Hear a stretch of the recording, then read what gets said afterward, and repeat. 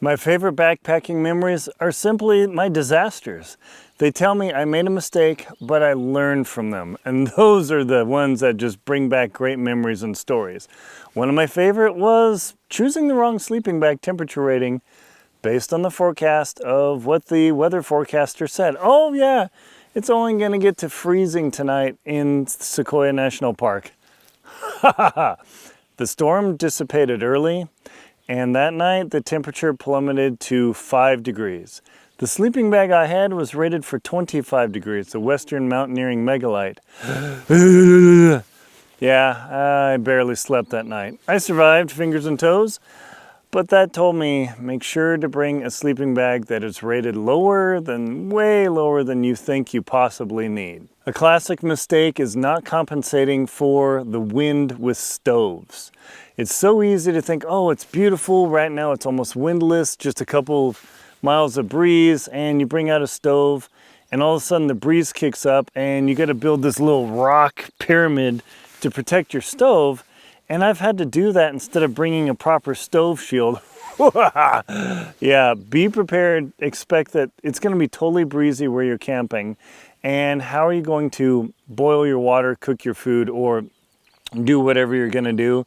Make sure you're prepared, again, for weather, because that will really impact your experience.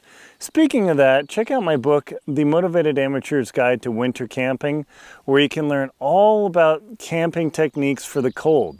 The cold techniques translate completely to summer because it helps you think, hey, what am I going to do when the temperature drops and it plummets and I'm prepared?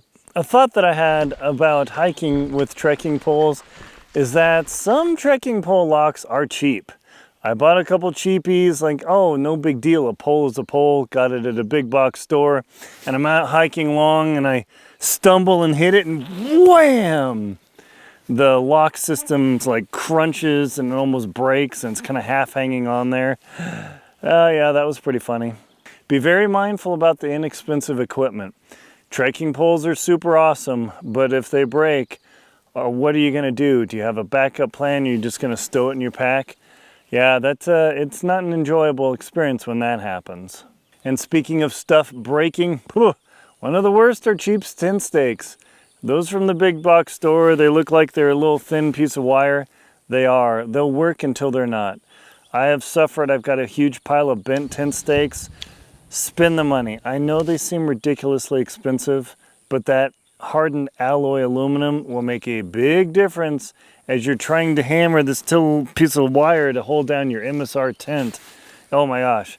Yeah, that one sucks. Something that really surprised me, speaking of bringing the wrong gear, is bringing a flashlight instead of a headlamp. I love my Surefire flashlight. That thing is super expensive, crazy bright and small. But man, trying to hold a flashlight and then messing around with my tent at night, that's a mistake. I know flashlights are super useful. They're super good. But go with a headlamp, because when you're camping, you really need both hands free. It makes a big difference.